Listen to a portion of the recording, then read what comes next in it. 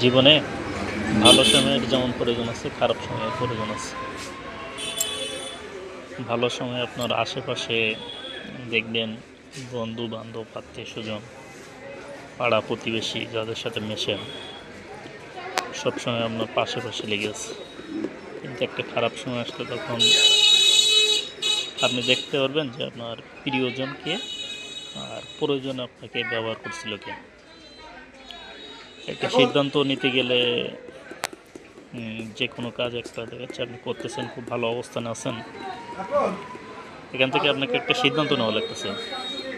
তখন আপনি অনেকের সাথে কথা বলবেন, দেখবেন যে যাদের স্বার্থের বাইরে চলে যাচ্ছে তারা আপনাকে একভাবে উপদেশ দিচ্ছে, আবার যাদের স্বার্থের সাথে মিলে যাচ্ছে তারা আপনাকে অন্যভাবে উপদেশ দিচ্ছে।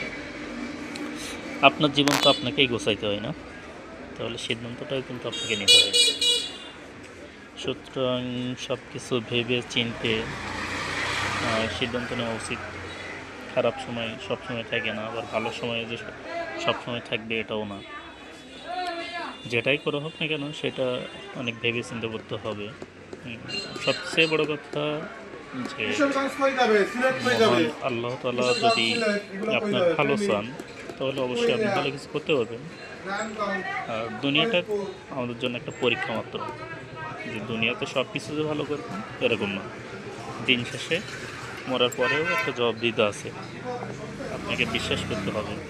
ঠিক আছে, যে এই জীবন কিন্তু জীবন না, মরার পরের জীবনটাই হলো সবচেয়ে গুরুত্বপূর্ণ।